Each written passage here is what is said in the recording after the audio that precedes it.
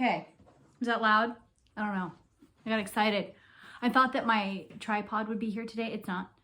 So you are balancing on my chair and a blanket and a Kleenex box, and I have a little figurine of a yoga lady just chilling. So you're propped. I say that, I do that a lot, huh?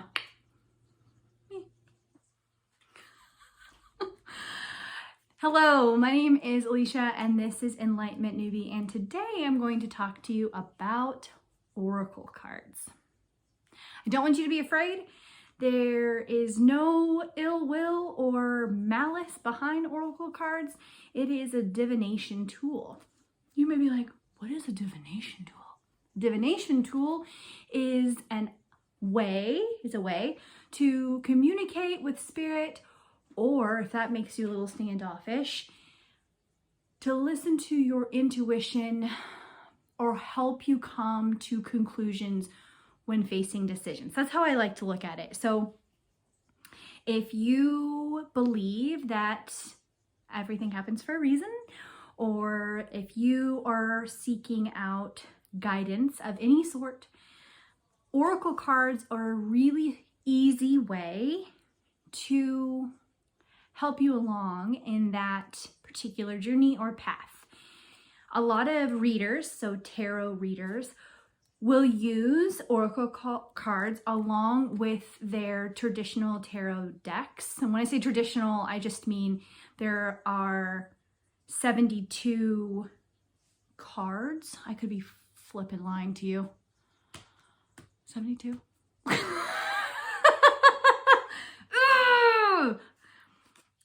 Keep on going. So there could be, there's a lot of cards, right? And each of the cards, even if they may look different from deck to deck, each of the cards come with them a purpose or meaning. And depending on your interpretation or message from spirit, you can kind of lay the cards out and take a look and get some advice or feedback or validation. Oracle cards, on the other hand, they can come in a variety of different forms and fashions. Some of them, like this particular deck, this is the Magic of You Oracle, and I love this deck. It is so beautiful. This is my very first Oracle deck, and I did take a while looking into them because I wanted to find artwork that spoke to me. Some Oracle decks have words, so just words, messages, encouragement. You can buy oracle decks that just have messages about relationships or love, or you can have, oracle decks that only really focus on encouragement or messages that you may need to hear if you are having a tough time making decisions in your life. There are also oracle cards that don't have any words at all. So they're just pictures. There's not a booklet that goes along with them. And they are there to allow you to tap into what you see and interpret it that way. So when you hear people say tapping in, what that boils down to is focusing on your intuition. So it's more of like this general area and less overthinking. It's got to be with your gut reaction. When we get farther into this, you'll learn that in a lot of kind of Eastern medicine interpretations of where the mind lies, your other brain is in your intestines and your gut and your spleen and your gallbladder and all those beautiful, lovely organs there. So when you say listen to your gut, that is what it's talking about. It's that second brain, that second mind.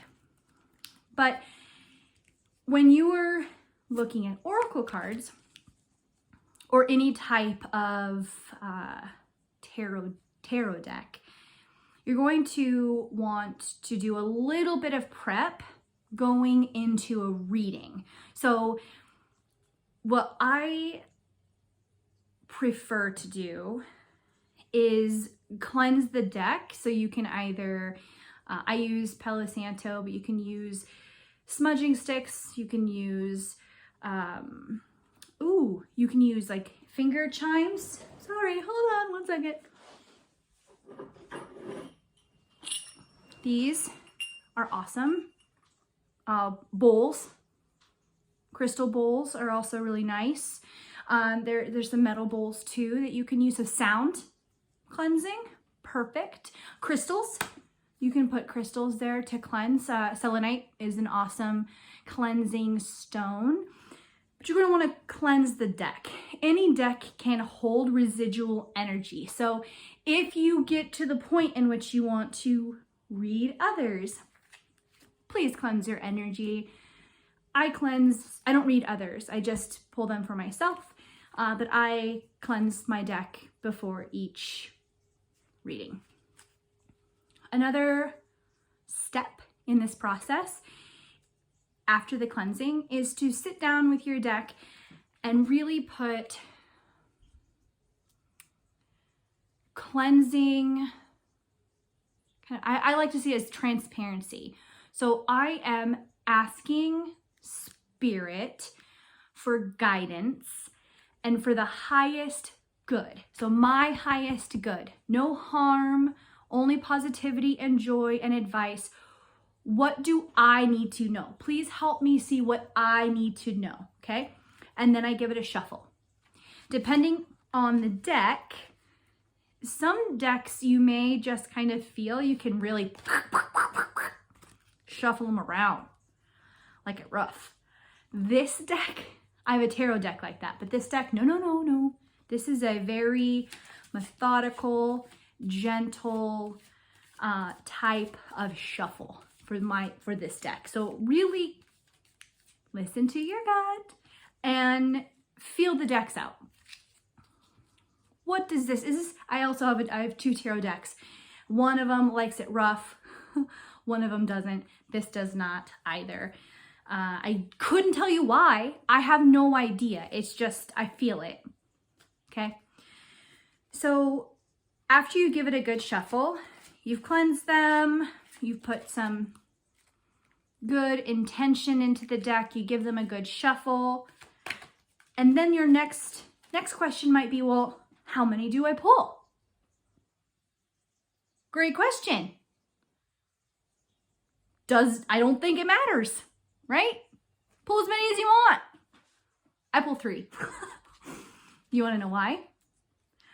I pull 3 because I want to give myself options in case I don't like the first one. Or what if I can't determine what it's trying to say? I need 3. I need the whole picture. So that's what I do. I draw 3. Sometimes you'll see readers on YouTube. If you watch readers, they'll shuffle and they'll allow the cards to kind of fly out. I'll tell you what, that's hard. I don't know how they do it. I know Spirit's helping them, but I don't know how. But they just shuffle. And even doing this takes practice. Okay? Like, I'm killing it right now. But I'll tell you what. So some readers you'll see and they'll just fly out. You're like, wow. Or sometimes multiple fly out. You're like, do I take them all? You'll hear people say, do I take them all?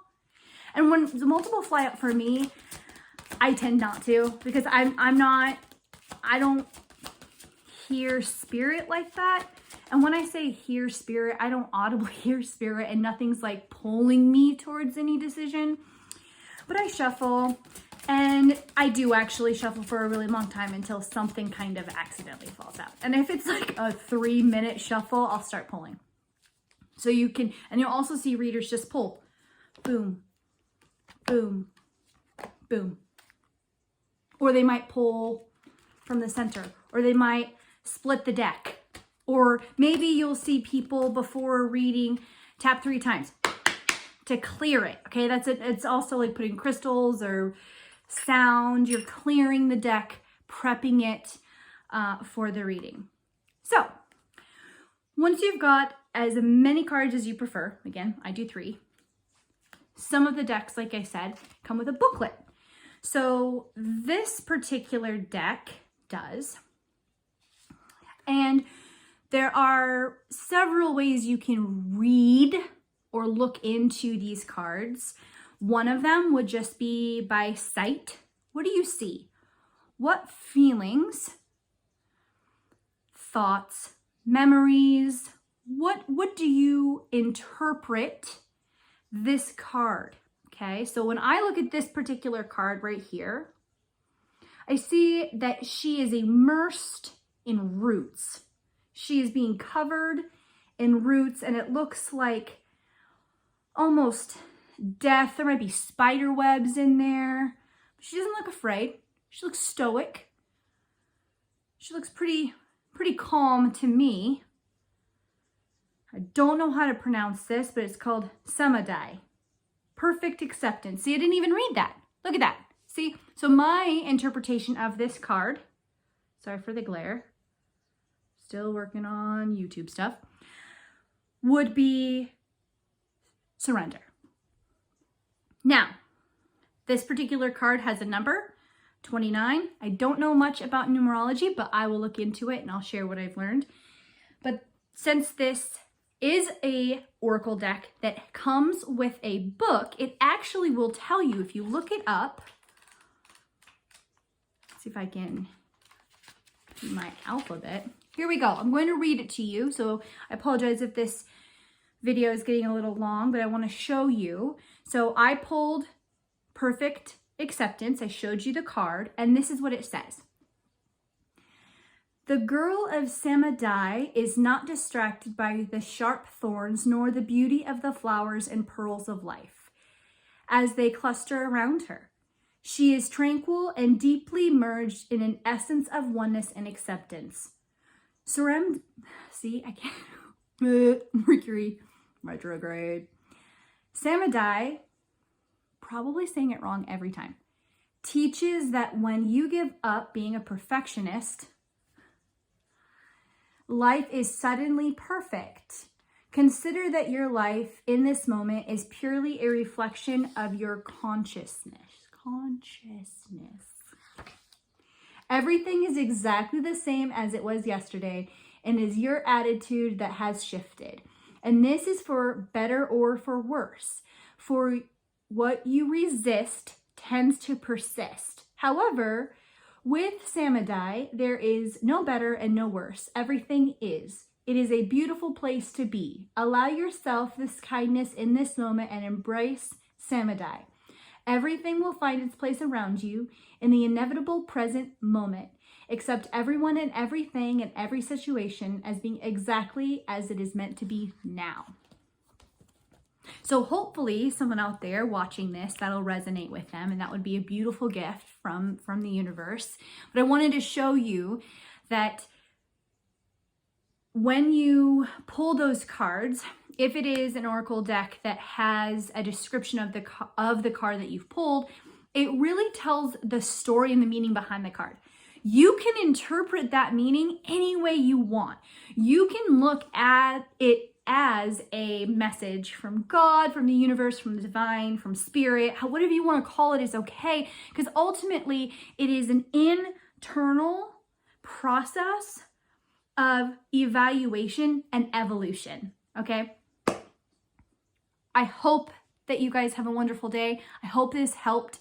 Please don't be afraid of oracle decks. In fact, I think that they're excellent gifts. So if you know someone that is into spirituality or somebody who's just starting out in it, I think that's even better. Great tool, beautiful gifts, especially because most of the oracle decks I've seen are gorgeous. The art is beautiful.